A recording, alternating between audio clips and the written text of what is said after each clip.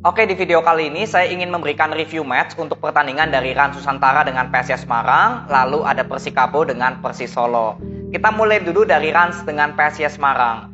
Di pertandingan ini, sesuai dari preview kemarin, untuk Rans saya ingin lihat di sektor sayap. Karena sektor tengah dari Rans ini adalah kunci atau kekuatan utama yang membuat Rans ini performnya cukup bagus. Ya, sedangkan untuk PSIS Semarang yang saya ingin lihat di sektor tengah.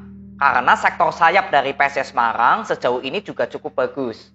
Ya, jadi di pertandingan ini untuk Rans di sektor sayap, untuk PSIS Semarang di sektor tengah. Nah, kalau saya lihat selama 90 menit aja, ya 90 menit langsung, ya memang terlihat kalau sebetulnya evaluasi dari kedua tim ini belum terlalu ada. Untuk Rans memang terlihat di sini peluangnya nggak terlalu banyak. Walaupun bisa menciptakan 2 gol dan bisa membuat timnya meraih 3 poin. Tapi sebetulnya kreativitas dari sektor sayap ini kalau menurut saya masih minim. Paulo Sitanggang dengan Marwoka saya akui ini duet maut. Duet maut lini tengahnya Rans. Tapi kalau masuk ke sektor sayap untuk membangun serangan, ini juga masih belum maksimal.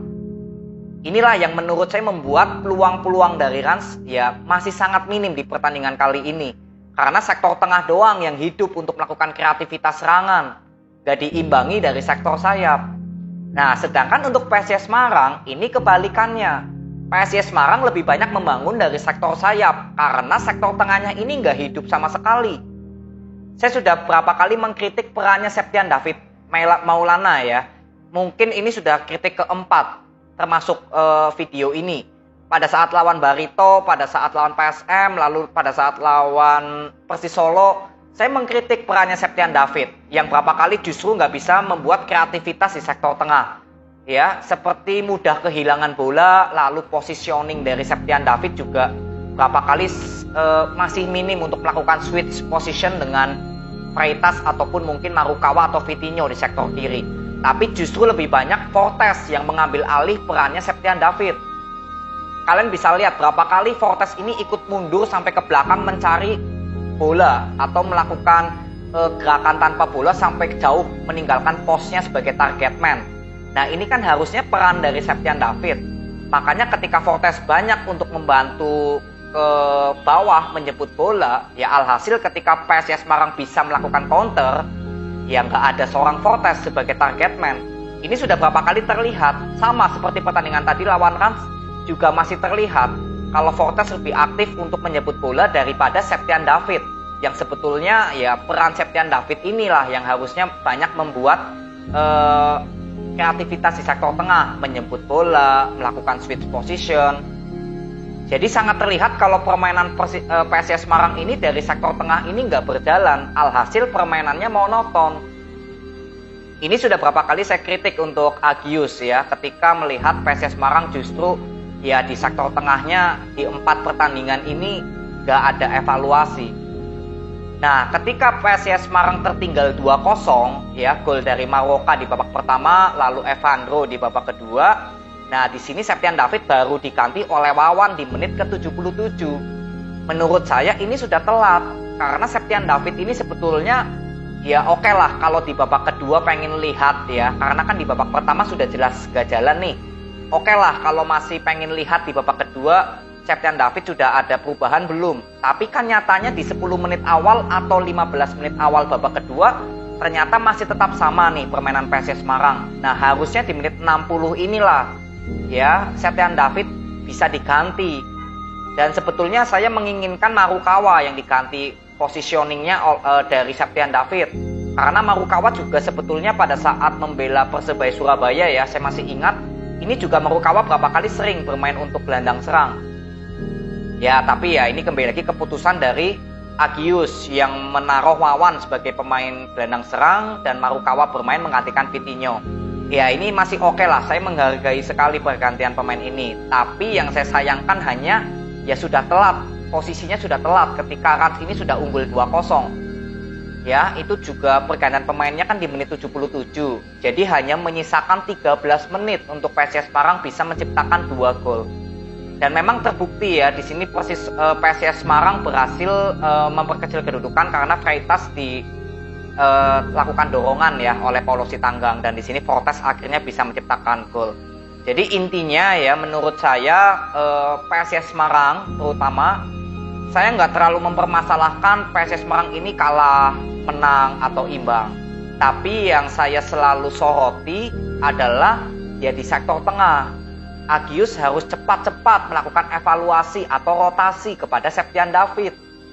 Karena ini lini yang paling fatal menurut saya dari 4 pertandingan beruntunnya PSIS Semarang. Ya walaupun ada hasil menang, ada hasil kalah, ya tapi sejauh ini 4 pertandingan ini ya di sektor tengah ini peran dari Septian David yang menurut saya gak bisa menjadi sosok yang menjalankan tugas sebagai gelandang serang. Ya, jadi ya inilah mungkin yang perlu dievaluasi oleh Agius ya. Jadi untuk Rans Nusantara selamat kalian mendapatkan 3 poin. Saya berharap dari kemenangan ini sektor sayap juga bisa diberikan evaluasi ya. Karena sebetulnya Rans ini sudah bagus di sektor tengah. Penyerangannya sudah lebih rapi dari sektor tengah. Tapi ketika masuk ke sektor sayap, ya justru nggak ada kreativitas. Ya, lalu untuk PSIS Semarang juga tetap semangat. Walaupun ini kalah, kemarin ada menang, lalu sebelumnya kalah juga dari Persis Solo. Yang paling penting bukan hasil kalah menangnya, tapi yang penting Agius harus bisa merotasi pemain di sektornya Septian David. Ya, paling inilah kritik yang akan saya terus berikan kalau memang PSIS Semarang belum ada perubahan atau perkembangan dari kreativitas di sektor tengah. Ya, jadi tetap semangat untuk PSIS Semarang. Lalu next ya, ada Persikabo dengan Persis Solo. Wah, ini pertandingan juga menurut saya ada terjadi seperti 2 gol penalti yang mungkin cukup tanda tanya untuk hati saya. Tapi kalau dilihat dulu ya dari jalannya pertandingan selama 90 menit, Persis Solo di 17 menit awal itu sangat terlihat menekan terus. Bahkan Persikabo ini seperti kesulitan untuk bisa melakukan penyerangan. Ya, 17 menit di awal sudah berapa kali ada peluang. Ada Sananta ya yang kena tiang ya itu di babak pertama. Lalu ada Roni yang sebetulnya sangat kosong tapi masih bisa ditepis oleh Dedik Wahyu kalau nggak salah, itu jadi gol gitu ya. Jadi memang sudah terlihat kalau 17 menit awal nih Persis Solo sudah menciptakan peluang. Lalu untuk Persikabo justru di 17 menit setelah itu ya ini baru bisa menemukan permainannya. Ya, Dimas Derajat ada 1 peluang itu cukup emas, tapi sayangnya bolanya justru niatnya dicip, tapi justru ke pinggir ya, nggak bisa on target. Jadi baru terlihat kalau permainan dari kedua tim ini seimbang di 17 menit ke atas. Nah, dari Persis Solo dulu, kalau saya lihat peran dari Sidibe ya di beberapa pertandingan terakhir ya, saya sempat mengkritik Sidibe. Ya memang seperti belum dalam level perform terbaiknya. Ya, bukan berarti Sidibe ini pemain jelek, bukan ya, tapi performnya ini seperti lagi ya up and down. Ini wajar saja ya, seorang pemain bisa up and down. Walaupun ada Mesidoro ataupun tidak, ya ini tetap sama kesimpulan saya untuk Sidibe, masih seperti up and down performnya. Karena kemarin lawan Rans, Mesidoro kan bermain dengan Sidibe. Saya juga mengkritik perannya Sidibe. Apalagi di pertandingan ini Mesidoro nggak bermain, ya. Jadi terlihat kalau memang Sidibe berapa kali sulit ya untuk bisa mengalirkan bola dari sektor tengah. Tapi permainan dari Altaf dan juga Arapenta ini sangat bagus kalau menurut saya. Ya, saya juga sempat memberikan kritik bukan kritik sih sebetulnya, saran ya. Kalau Sultan Totan lebih bagus sebagai pemain belakang daripada gelandang bertahan. Karena menurut saya Arapenta ini lebih bagus sebagai pemain box to box. Ya, jadi ini sangat terlihat kalau sektor tengah dan sektor sayap dari Persis Solo ini bisa cukup mendominasi di pertandingan ini. Walaupun memang ya sektor kanan belum terlalu terlihat banyak pergerakan ya ketika Eki akhirnya diganti ya. Itu juga sebetulnya sektor kanan Persis Solo menurut saya belum terlalu hidup banget. Nah, akhirnya di sini Persis Solo bisa unggul dulu ya di babak pertama ya, di menjelang akhir peluit dibunyikan. Nah, di sini Roni bisa menciptakan gol, assist dari Altaf. Ini menurut saya Altaf bisa menjadi pemain penting atau mungkin bisa suatu saat dipanggil ke timnas. Saya melihat ini visi permainannya cukup bagus Altaf. Lalu pergerakan tanpa bola maupun dribblingnya ini juga bagus Altaf. Ya, ini bisa memberikan 1 assist Altaf, ini luar biasa. Ya, jadi Persis Solo sudah unggul 0-1 di babak pertama. Lalu di babak kedua Persikabo bisa memperkecil kedudukan menjadi 1-1. Ya, dan tensi permainan sebetulnya cukup seimbang dari kedua tim. Jual beli serangan terlihat. Persis Solo bisa bermain cukup efisien, efektif ketika membangun serangan. Walaupun memang berapa kali penyerangan Persis Solo kalau dibangun dari sisi B lebih banyak kehilangan bola ya daripada melalui sektor sayap. Tapi kalau untuk Persikabo sebetulnya juga permainannya cukup bagus. Ya, permainan passing-passing cepatnya, apalagi ketika Varela, Yamazaki bermain di babak kedua, ya memang penyerangan dari Persikabo justru lebih meningkat daripada di babak pertama. Tapi di sini justru Persis Solo mendapatkan penalti ya. Ini si Dibe yang berhasil menciptakan gol. Dan sebetulnya kalau dilihat dari penaltinya Persis Solo, ya kita gabung aja dengan Persikabo. Ya, di sini kan Persikabo juga bisa membuat skor imbang ya karena mendapatkan penalti di menit ke-94. Kalau dilihat dari dua penalti Persikabo dan Persis Solo, sebetulnya saya masih mempertanyakan keputusan wasit.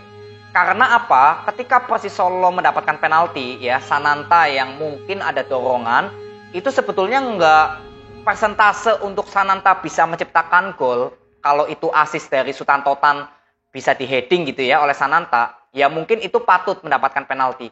Tapi masalahnya ini peluangnya itu enggak terlalu berbahaya untuk Sananta bisa melakukan heading dan menciptakan gol karena bolanya kan terlalu tinggi tuh dari dari Sutantotan.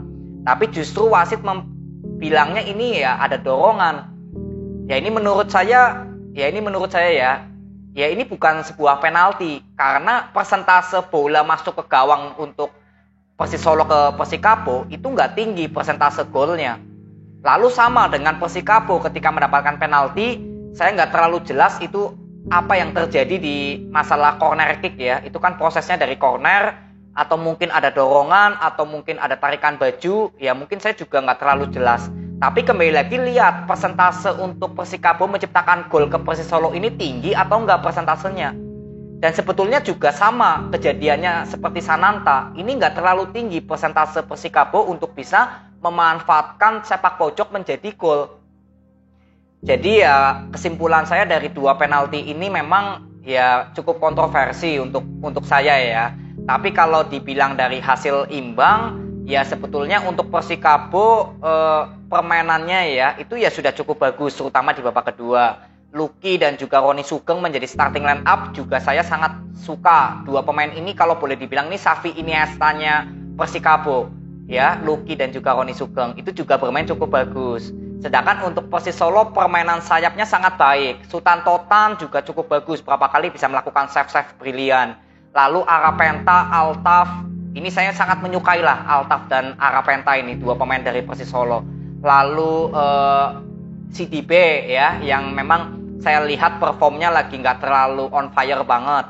Jadi berapa kali Persis Solo membangun serangan dari tengah, ya juga berapa kali gagal ya. Tapi nggak masalah, yang penting nanti Sidibe bisa semoga secepatnya bisa perform lagi ya. Jadi nanti Mesidoro bisa bermain, Sidibe juga bisa perform. Nah, sektor tengah dari Persis Solo bisa kuat lagi. Ya, jadi dengan hasil imbang ini untuk kedua tim tetap semangat. Persikabo yang belum memperoleh kemenangan ya semoga di match kedepannya bisa memperoleh kemenangan lagi ya. Sedangkan untuk Persis Solo yang sekarang masih tertahan di peringkat ke-9, ya saya bilang permainannya juga sudah cukup bagus. Tapi ya penyerangan dari sektor tengah memang di beberapa pertandingan terakhir ya peran dari Sidibe belum terlalu on fire atau perform banget. Jadi ya kebanyakan Persis Solo mendapatkan support dari untuk Sananta dan Roni ya dari sektor sayap. Tapi ya kebetulan di sektor kanan dari Persis Solo kalau saya bilang belum terlalu hidup banget di pertandingan ini. Jadi lebih banyak membangun serangan dari sektor kiri. Ya, paling ini aja evaluasi yang saya bisa berikan untuk Persis Solo. Jadi tetap semangat ya. Jadi ini aja video review dari dua pertandingan, semoga bermanfaat. See you.